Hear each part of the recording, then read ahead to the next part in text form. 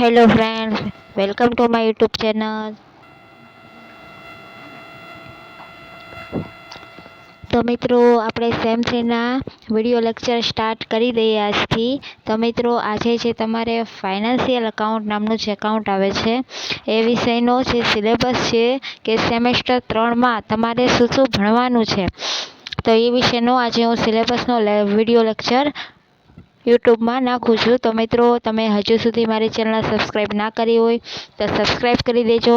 અને જો તમને આવા જ વિડીયો અથવા તો જો તમારે સેમેસ્ટર 3નું મટીરિયલ જોતું હોય તો મિત્રો જરૂરથી કમેન્ટ કરી દેજો, તો તમને હું મટીરિયલ માટેની પીડીએફની લિંક પણ મોકલી આપીશ. તો ચાલો મિત્રો, જોઈ લઈએ કે ફાઇનાન્શિયલ અકાઉન્ટમાં આપણે શું શું ભણવાનું છે. તો મિત્રો, આ જે છે એ તમારો મેઇન સબ્જેક્ટ છે કે જેમાં તમારે 50 માર્કનું પેપર આવે છે, બરાબર. અને આ પેપરમાં ટોટલ તમારે 4 યુનિટ ભણવાના હોય છે.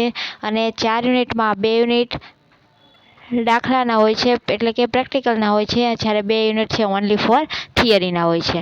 તો ચાલો મિત્રો, યુનિટ નંબર 1. તો યુનિટ નંબર 1માં શું સિલેબસ છે? Cost of capital. Cost of capital એટલે મૂડી પડતર. તો એમાં તમારે 5 પ્રકારની ગણતરી જોવાની છે. કેલ્ક્યુલેટિંગ કોસ્ટ ઓફ ડેબિટ્સ એટલે કે દેવાની ગણતરી, બરાબર. બીજું છે calculating cost of preference share capital એટલે કે પ્રેફરન્સ શેર મૂડીની ગણતરી. પછી છે calculating cost of equity share capital, equity share મૂડીની ગણતરી કરવાની છે. પછી છે રિટેન અર્નિંગ એટલે કે રાખી મૂકેલી જે કમાણી હોય એની પણ ગણતરી કરવાની છે. અને છેલ્લે છે વેઇઝડ કોસ્ટ ઓફ કેપિટલ એટલે કે ભારિત સરેરાશની પદ્ધતિની મૂડીએ ભારિત સરેરાશ મૂડીની પદ્ધતિએ પણ ગણતરી કરવાની છે. અને બીજું, પહેલા યુનિટમાં તમારે આટલું ભણવાનું છે. આટલી 5 ટાઈપના જે દાખલા આવશે એ તમારે આવશે અને 5 ટાઈપની ગણતરી તમારે મિત્રો શીખવી પડશે. હવે છે યુનિટ નંબર 2. તો યુનિટ નંબર 2નું નામ છે ડિવિડન્ડ પોલિસી. ડિવિડન્ડ પોલિસી એટલે ડિવિડન્ડ નીતિ. અને આ ચેપ્ટર તો સાવ ઇઝી છે મિત્રો. યુનિટ નંબર 2માં ફક્ત તમારે 2 સૂત્ર પાકા કરવાના છે, એક વોલ્ટર મોડલનું અને એક ગોર્ડન મોડલનું. તમને આ 2 સૂત્ર આવડી જાય એટલે આ યુનિટ છે યુનિટ નંબર 2 એના રોકડા માર્ક તમને મળી જશે. ત્યારબાદ મિત્રો છે યુનિટ નંબર 3, ઓનલી થિયરી છે. કોન્સેપ્ટલ ફ્રેમવર્ક ઓફ ફાઇનાન્શિયલ મેનેજમેન્ટ કે નાણાકીય સંચાલનનું મેનેજમેન્ટ છે એના વિશે છે.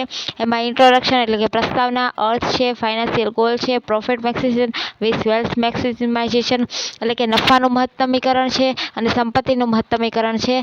અને આવું ફાઇનાન્શિયલ નાણાકીયના હેતુઓ છે એ ભણવાના છે.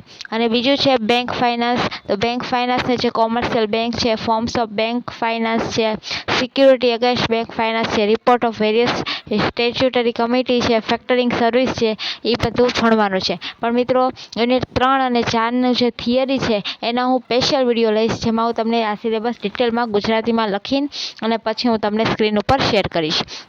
અને છેલ્લું યુનિટ છે મિત્રો કેપિટલ સ્ટ્રક્ચર, મૂડી માળખું. Conceptual framework of capital structure analysis of various approaches. અને બીજું છે રિસ્ક એનાલિસિસ એન્ડ ઇન્વેસ્ટમેન્ટ, જેમાં કોન્સેપ્ટ છે ક્લાસિફિકેશન ઓફ ફાઇનાન્શિયલ રિસ્ક છે, મેથડ છે, methodology to measure risk and project report. તો મિત્રો, યુનિટ 3 અને યુનિટ 4, યુનિટ 3 એન્ડ 4 જે ફક્ત થિયરીના છે એની માટે હું અલગથી વિડીયો લાવવાની છું. અને આવતીકાલથી આપણે યુનિટ નંબર 2થી ચાલુ કરશું. યુનિટ નંબર 2 સાવ ઇઝી છે, જેમાં તમે 2 સૂત્ર કરી નાખશો, 2 સૂત્ર ગોખી નાખશો તો તમને માર્ક લાવતા કોઈ રોકી શકશે નહીં. તો મિત્રો, મળીએ નેક્સ્ટ વિડીયોમાં, જેમાં આપણે યુનિટ નંબર 2 ડિવિડન્ડ પોલિસીનો વિડીયો હું તમારી સમક્ષ રજૂ કરીશ.